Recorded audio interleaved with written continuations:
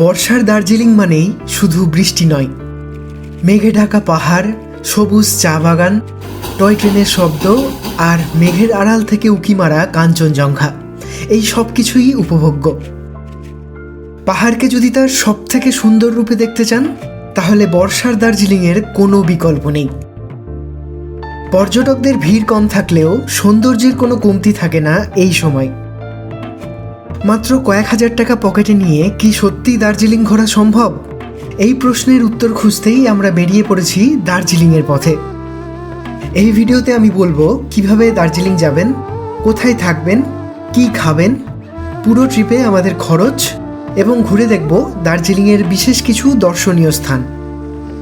Hotel নয়, এবার সন্ধান দেব দার্জিলিংয়ের ম্যালের কাছে একটা বাজেট ফ্রেন্ডলি হোমস্টে, যেখানে ঘরে বসেই দেখতে পাবেন কাঞ্চনজঙ্ঘাকে।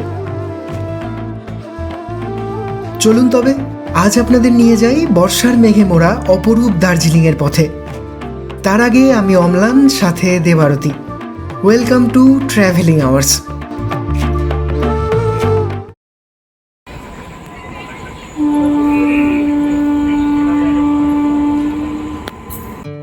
আপনি পশ্চিমবঙ্গের যেখানেই থাকেন না কেন, দার্জিলিং যাওয়ার জন্য আপনাকে আসতে হবে নিউ জলপাইগুড়ি অথবা শিলিগুড়ি জাংশন স্টেশন।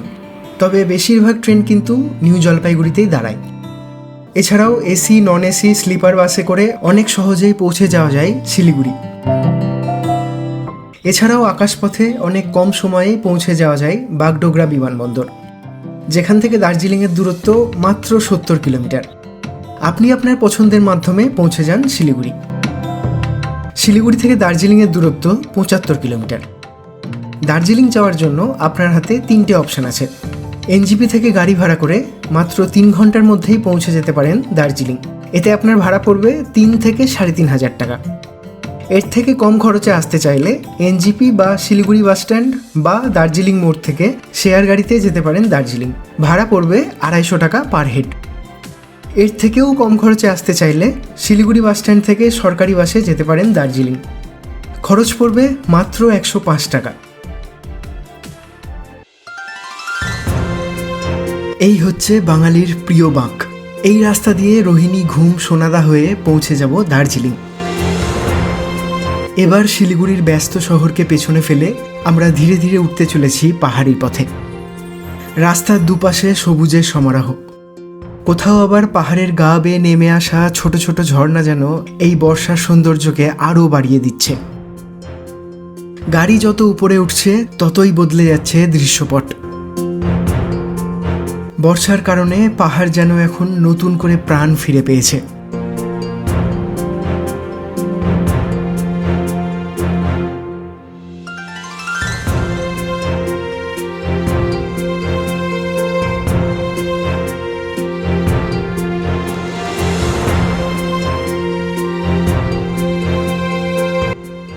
আমরা 1 রাত 2 দিনে দার্জিলিংয়ের সমস্ত জায়গাগুলো ঘুরে দেখব।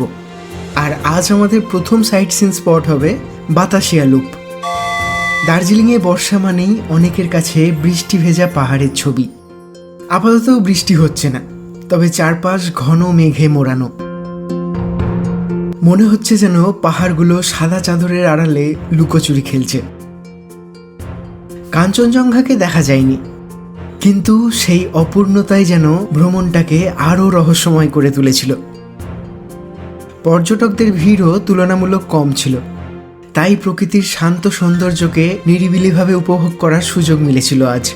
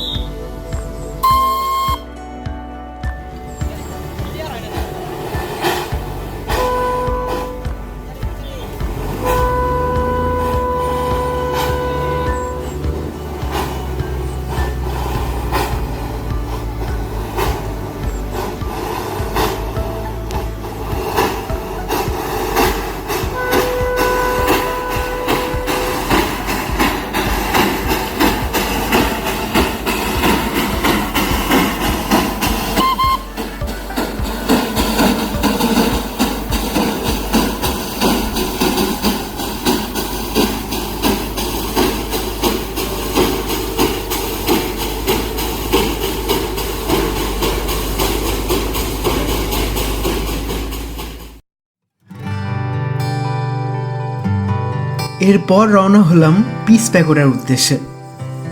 আকাশ এখন ধূসর মেঘে ঢাকা, আর টুপটাপ করে বৃষ্টি শুরু হয়েছে। বৃষ্টির ফোঁটায় চারপাশের গাছপালাগুলো যেন আরও সবুজ আর সতেজ হয়ে উঠেছে। প্যাগোডার চারপাশে ধীরে ধীরে হাঁটতে হাঁটতে মনে হচ্ছিল সময় যেন থমকে গেছে। বুদ্ধের শান্তির বার্তা আর প্রকৃতির নির্মল সৌন্দর্য যেন একসাথে মিশে গিয়েছিল এইখানে।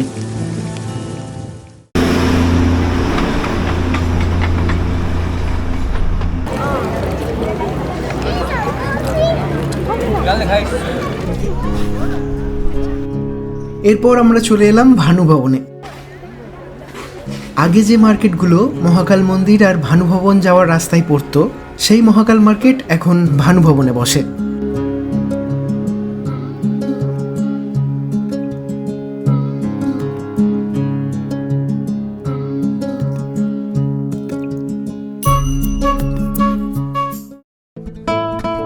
এবার আমাদের প্ল্যান ছিল দার্জিলিংয়ে এসে নিরিবিলিতে কোথাও থাকবো, যা হবে দার্জিলিং শহরের একদম কাছে, অথচ কোনো ভিড়ভাট্টাও থাকবে না।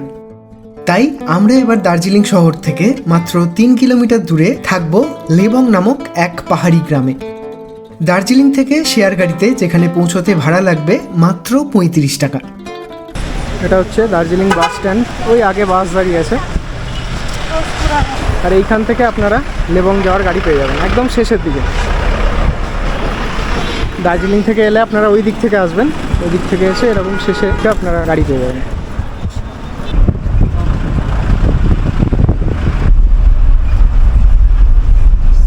দার্জিলিং থেকে যদি লেবং শেয়ার গাড়িতে আসেন তাহলে এই জায়গাটায় নামাবে আপনাদেরকে, এই জায়গাটায়। এদিকে ক্যান্টনমেন্ট এরিয়া আর এইদিকে আমাদের হোমস্টে। দেখুন এখান থেকে পুরো দার্জিলিং শহর দেখা যাচ্ছে, এইটা পুরো দার্জিলিং। কি মায়াবী লাগছে না? মেঘে ঢেকে আছে কিছুটা আর একদম সবুজ। এখানে শেয়ার গাড়ি যেখানে নামাবে সেখান থেকে হোমস্টে ওয়াকিং ডিস্টেন্স। আপনাদের কাছে লাগেজ তো থাকবেই, তো সেই লাগেজ পাওয়ার চিন্তা নাই। এখানে যে দাদারা আছে তারাই লাগেজ আপনাকে একদম রুম অবধি পৌঁছে দেবে। পৌঁছে গেলাম হোমস্টে, আপনাদের রুমটা দেখায় আগে। ঘরে ঢোকার আগে এরকম প্রচুর গাছপালা, ফুল ধরে আছে, দেখুন অর্কিডের কালারটা দেখুন শুধু। এই হচ্ছে আমাদের রুম। দরজা দিয়ে ঢুকেই সামনে এখানে একটা সিঙ্গেল বেড আছে, পিলো দেওয়া আছে, কম্বলও দেওয়া আছে। এখানে একটা ডাস্টবিন, আর এটা কিন্তু পুরোটা উডেন ফিনিশ। গোটা ঘরটা, পুরো ঘরটা উডেন ফিনিশ, সিলিং থেকে দেওয়াল সবটা। আর ঘরটা কিন্তু খুবই সুন্দর করে সাজানো। এরকম অ্যাস্থেটিক ঘর আমি খুব কম জায়গাতেই দেখেছি। এখানে একটা আয়না আছে, আয়নাটাও ডেকোরেশন করা। এদিকে আছে ওয়াশরুম, ওয়াশরুমটা পরে দেখাচ্ছি। এইখানে আছে আর একটা ডবল বেড, এখানেও পিলো কম্বল সব দেওয়া আছে। দেওয়ালে এরকম সুন্দর সুন্দর ছবি। এখানে একটা আলমারি আছে দেখুন সাজানো, উপরে গাছ। এটা দেখুন আর্টিফিশিয়াল মোমবাতি, খুবই সুন্দর করে সাজানো। নিচে বইও আছে। এখানে দুদিকে দুটো চেয়ার দেওয়া আছে, এখানে একটা টেবিল দেওয়া আছে।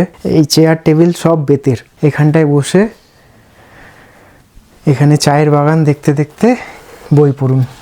এই রুমটার আরও একটা বিশেষত্ব কি বলুন তো, এইখান থেকে এই কর্নারে একদম কাঞ্চনজঙ্ঘা দেখা যাবে। আকাশ যদি পরিষ্কার হয় কালকে আমরা দেখতে পাবো, একদম এই জায়গা থেকে পুরো কাঞ্চনজঙ্ঘা দেখা যায়। এই গাছটা দেখে আমি বুঝতেই পারিনি, আমি ভেবেছিলাম এটা একটা আর্টিফিশিয়াল মানি প্ল্যান্ট। তো সামনে এসে দেখি না, এটা আসল গাছ। এই যে, আর এদিকে আছে ওয়াশরুম।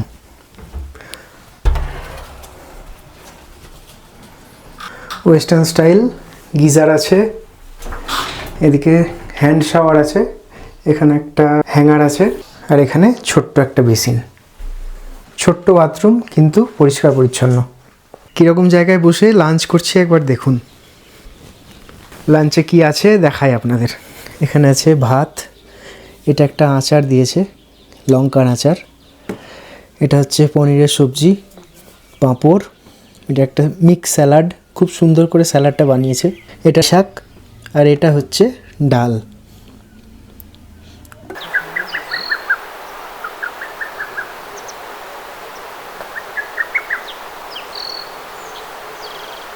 দুপুরে লাঞ্চ করে আমরা একটু হাঁটতে বেরোলাম, তো রাস্তায় আসতেই দুজন গাইড দুদিক দিয়ে যাচ্ছে, বললো আমাদের গ্রামটা একটু ঘুরিয়ে দেখাবে। চলো কোথায় কী আছে দেখাও। এখানে তো কিছু চিনি না, তাই ওদের সাথে যাচ্ছি, দেখি কোথায় নিয়ে যায়। একজন আগে আগে যাচ্ছে পথ দেখাতে দেখাতে, আর একজন গার্ড করে আমাদের সাথে সাথে যাচ্ছে। এই যে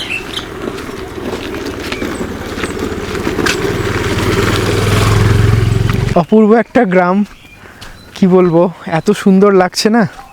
আপনারা ধরুন দার্জিলিং এলেন, এবার দার্জিলিংয়ে সারাদিন ঘুরলেন, সাইট সিন করলেন, যা যা ঘোরার জায়গা সব দেখলেন। দার্জিলিং থেকে খুবই কাছে কোনো একটা পাহাড়ি অফবিট গ্রামে থাকতে চান, তাহলে কিন্তু এই লেবংয়ে আসতেই পারেন। খুবই সুন্দর জায়গা, ভিড়ভাট্টা একদম নাই। হাঁটতে হাঁটতে এরকম একটা জায়গায় এসে দাঁড়ালাম। এখান থেকে দেখুন পুরো চা বাগান দেখা যাচ্ছে। এদিকটাও চা বাগান আছে, কিন্তু মেঘে ঢেকে গেছে। আর এই একদম এই ওপর থেকে শুরু হচ্ছে, একদম ধাপ হয়ে নিচে চলে গেছে চা বাগান। এখানে ড্রোন উড়ালে খুবই সুন্দর লাগতো, কিন্তু ওপরেই আর্মি ক্যান্টনমেন্ট আছে, সেই জন্য ড্রোন উড়ানো যাবে না এখানে।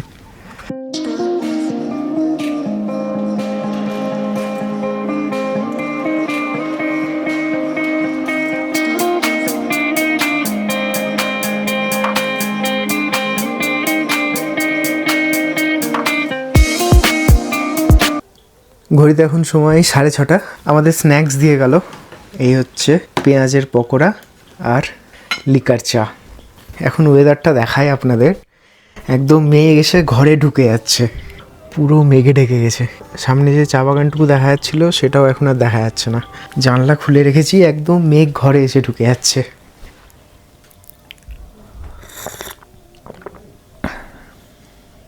ঘড়িতে এখন সময় 8টা। জাস্ট কিছুক্ষণের জন্য দূরের পাহাড় থেকে মেঘটা সরেছে, কি অপূর্ব সুন্দর লাগছে। দূরের পুরো দার্জিলিং শহরকে দেখা যাচ্ছে, দূরের পাহাড়গুলো একদম ঝলমল করছে। হয়তো আবার কিছুক্ষণের মধ্যে মেঘে ঢেকে যাবে, তার আগে দেখুন কি সুন্দর লাগছে।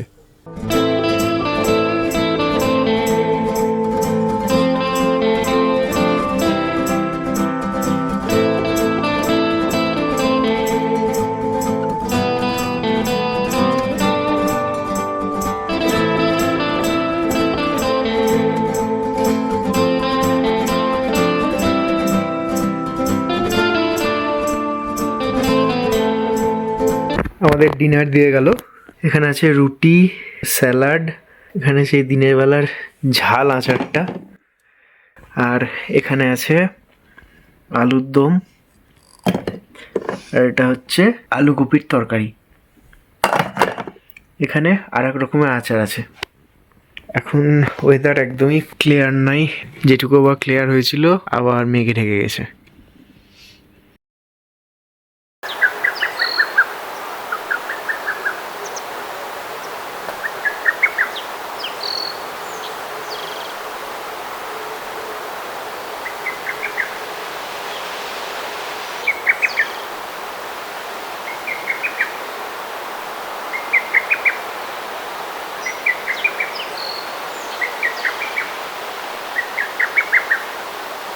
এই জায়গাটা হচ্ছে দার্জিলিং, এই নিচে হচ্ছে দার্জিলিংয়ের চা বাগান।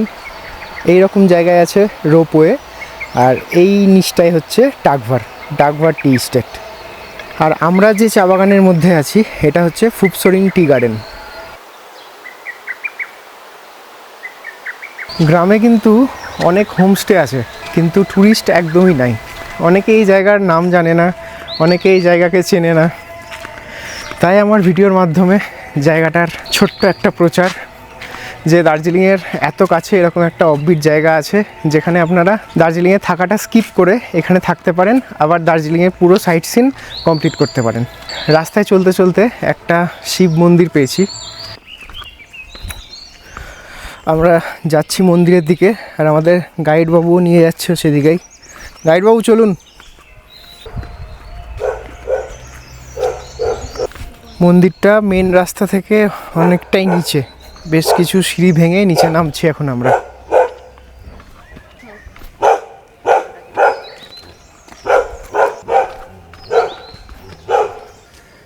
এই হচ্ছে মন্দির।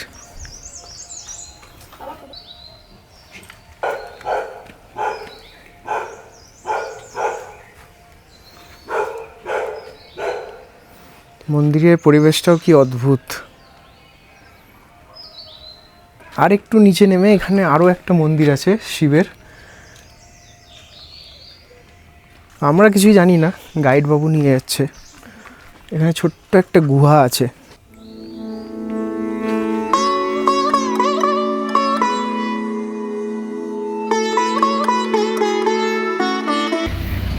এইটা হচ্ছে ডাইনিং এরিয়া।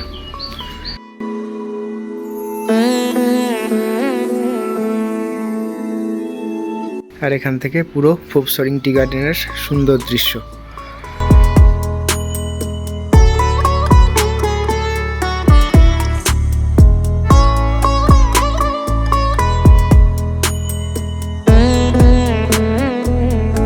ঘড়িতে সময় 9:30, আমাদের বেড়ানোর টাইমও হয়ে গেছে। আর ব্রেকফাস্টও চলে এসছে। ব্রেকফাস্টে আছে গরম গরম আলুর পরোটা, এখানে আচার, চিনি দিয়েছে, এখানে আছে দই, আর এটা হচ্ছে স্যালাড। এরপর লেবং থেকে শেয়ার গাড়ি ধরে আমরা এখন যাচ্ছি দার্জিলিং। কিছু জায়গা ঘুরে সেখান থেকে আবার শেয়ার গাড়ি ধরে চলে যাব শিলিগুড়ি। চলুন এবার সাইট সিন করতে বেরোনো যাক, তবে পায়ে হেঁটে, গাড়ি নিয়ে নয়। আজ আমি আপনাদের দেখাবো পায়ে হেঁটে দার্জিলিংয়ে কোথায় কোথায় যাওয়া যায়।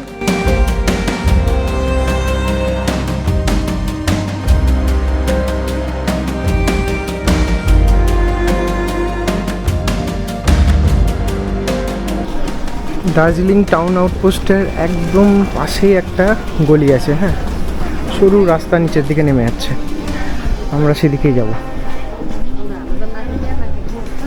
এই মেল রোড, এই পাশ দিয়ে সরু রাস্তা নিচের দিকে নেমে যাচ্ছে। আজ আপনাদের নিয়ে যাচ্ছি দার্জিলিংয়ের এক নতুন জায়গায়, যার নাম হয়তো এর আগে শোনেননি। দার্জিলিংয়ের ভুটিয়া বস্তিতে একটা মনেস্ট্রি রয়েছে, যা কিনা 250 বছরেরও বেশি পুরনো। মেল রোড থেকে যার দূরত্ব মাত্র 850 মিটার। হেঁটে পৌঁছাতে সময় লাগে মাত্র 15 মিনিট। এই হচ্ছে দেশবন্ধু শ্রী চিত্তরঞ্জন দাস মহাশয়ের সর্বশেষ আস্তানা। এই বাড়িতেই 1925 সালে 16 জুন দেশবন্ধু চিত্তরঞ্জন দাস তার শেষ নিঃশ্বাস ত্যাগ করেছিলেন। এখন এই বাড়িতেই দেশবন্ধুর নামে মিউজিয়াম করা হয়েছে। আর এই রাস্তার নামও সিআর দাস রোড, যা চলে গেছে ভুটিয়া বস্তি মনাস্ট্রির দিকে। এখানে আবার দুটো রাস্তা দেখতে পাবেন, নিচের দিকে এটা নেমে গেছে, এদিকেই ভুটিয়া বস্তি মনাস্ট্রি।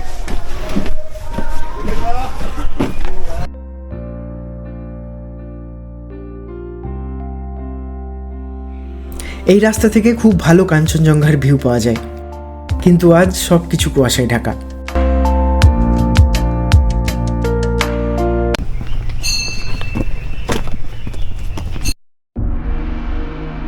এই হচ্ছে ভুটিয়া বস্তি মনাস্ট্রি। মেল থেকে এই মনাস্ট্রির দূরত্ব মাত্র 800 মিটার। পায়ে হেঁটে মাত্র 15-20 মিনিটেই পৌঁছে যাওয়া যায়। 1761 সালে ভুটিয়া বস্তি মনাস্ট্রি তৈরি হয় অবজারভেটরি হিলের আশেপাশে, এবং এটা তৈরি করেছিল লামা দর্জে রিনচিং। কিন্তু 1815 সালে গোর্খা আক্রমণের সময় এই মন্দির ধ্বংস হয়ে যায়। এরপর 1861 সালে এই মনাস্ট্রি পুনর্নির্মাণ হয় এই জায়গায়।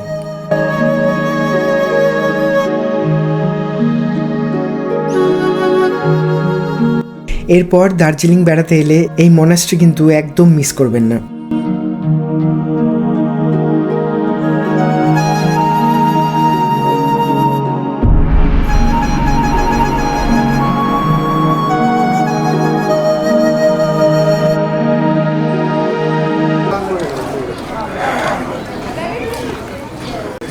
আস্তে আস্তে সূর্যের দেখা পাওয়া যাচ্ছে।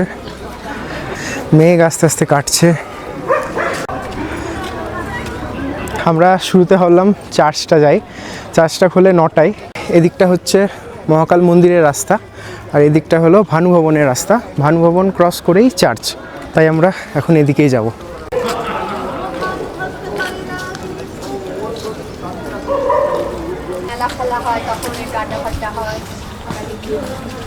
এই ভানুভবনের রাস্তায় ঢুকে এই সামনেটা এখন দেখুন বসার জায়গা করে দিয়েছে, বেশ ভালো করেছে জায়গাটা। এখানে প্রচুর বসার সিট করেছে, আর এখান থেকে আকাশ খোলা থাকলে ভালো পাহাড়ের ভিউ পাওয়া যাবে। এটা হচ্ছে ভানুভবন, আর তার একদম অপোজিটে এই সেন্ট অ্যান্ড্রিউস চার্চ।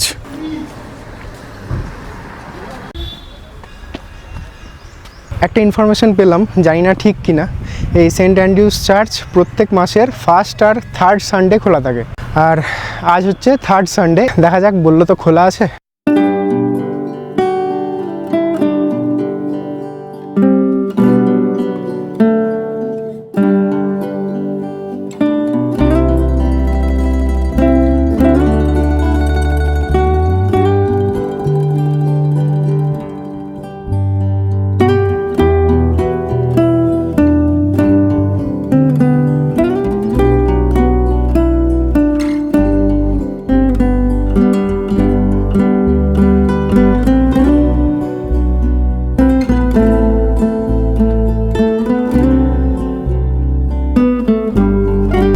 এই হচ্ছে চার্চ।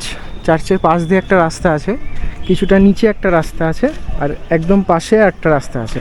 এই মাঝের রাস্তাটা দিয়ে এখন আমরা যাচ্ছি হচ্ছে চিড়িয়াখানা। এই রাস্তা ধরে সোজা মোটামুটি 10 থেকে 15 মিনিট হাঁটলেই চিড়িয়াখানা পৌঁছে যাবো।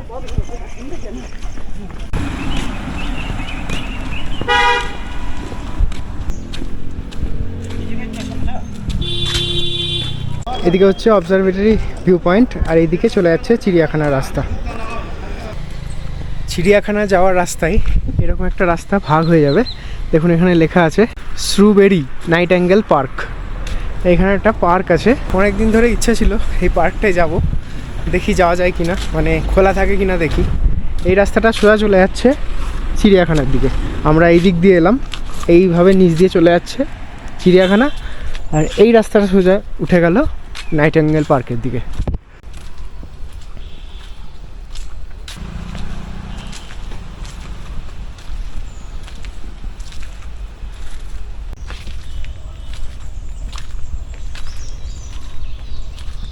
এই প্রবেশ করলাম পার্কে।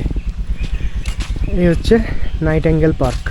এখানে আসার জন্য টিকিট লাগে, এই পার্কে প্রবেশ করার জন্য টিকিট লাগে। কাউন্টার এখন বন্ধ, যে টিকিট কাটে সে এখন আসেনি, তাই বললো আপনারা এমনি চলে যান, 2 জন আছেন। এই পার্কের বিশেষত্ব হলো এই রকম জায়গা থেকে খুবই সুন্দর কাঞ্চনজঙ্ঘা দেখা যায়, যেটা দুর্ভাগ্যবশত আজকে দেখাতে পারবো না। এই জায়গা আপনারা অনায়াসে সাইট সিনের মধ্যে রাখতে পারেন। দার্জিলিং এলে চিড়িয়াখানা তো যাবেন নিশ্চয়ই। চিড়িয়াখানা থেকে 700 থেকে 800 মিটার আগে কিন্তু এই নাইটিঙ্গেল পার্ক। অনেক দিন ধরে ভাবছি আসবো, কিন্তু আসা আর হচ্ছিল না।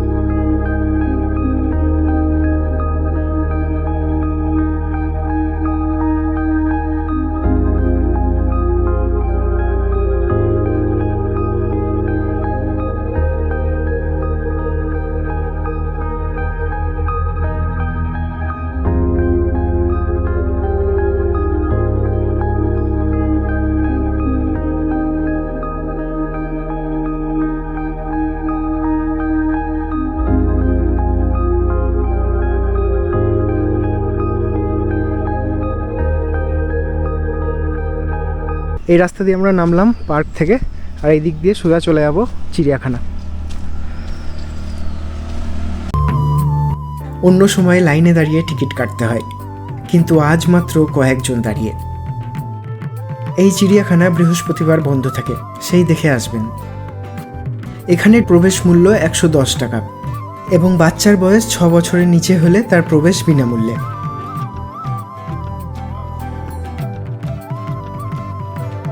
ভেতরে ঢুকতেই দেখি আগে অনেক লোক জড়ো হয়েছে, তবে কিছুটা এগোতেই দেখতে পেলাম বিশাল বড় বড় দুটো ভাল্লুক ঘুরে বেড়াচ্ছে। এই চিড়িয়াখানা শুধু ভারতেরই নয়, পৃথিবীর উচ্চতম চিড়িয়াখানা, যার উচ্চতা প্রায় 7000 ফুট।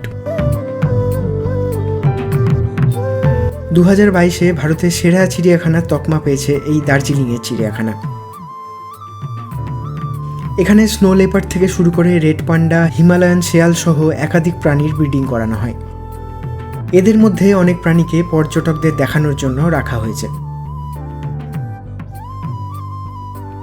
চিন্তা নেই, সব দেখাচ্ছি এক এক করে, দেখতে থাকুন।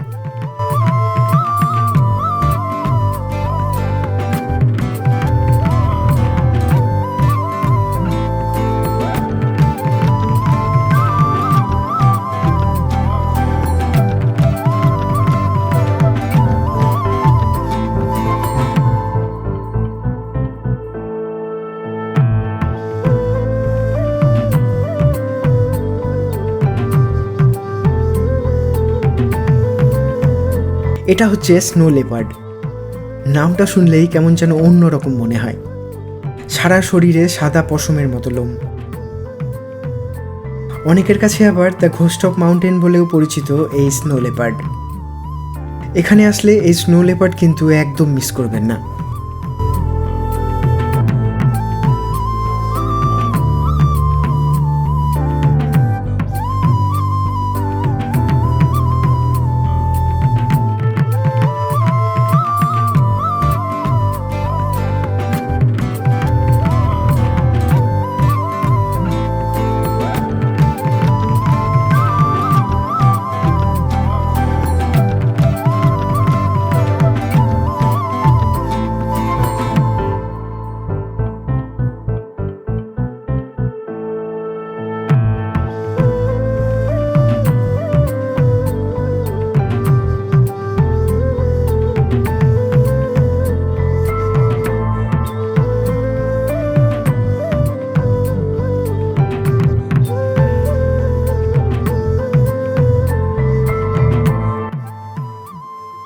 দার্জিলিং চিড়িয়াখানার অন্যতম আকর্ষণ এই রেড পান্ডা। বোতামের মতো চোখ আর কুতকুতে নাক দেখলেই কেমন যেন ভালোবাসতে ইচ্ছা করে।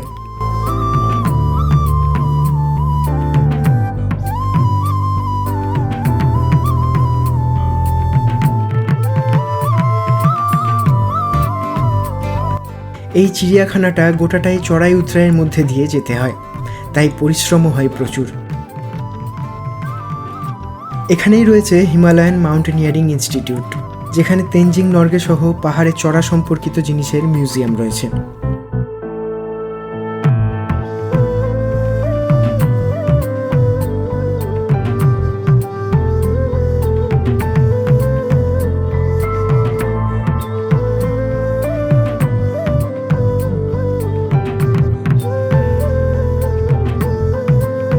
এবার ব্রেকফাস্ট করতে হবে, বেশ খিদে পেয়েছে, তাই পা বাড়ালাম কেভেন্টার্সের দিকে। কেভেন্টার্সে ব্রেকফাস্ট করতে এসেছি, ভেতরেই বসেছি কারণ বাইরে জায়গা পাইনি আর হাতে টাইমও নাই। এখান থেকে আরও একটা জায়গা যাব, সে কারণে ভেতরেই বসলাম। অর্ডার দিলাম ভেজ বার্গার আর স্যান্ডউইচ, চিজ স্যান্ডউইচ।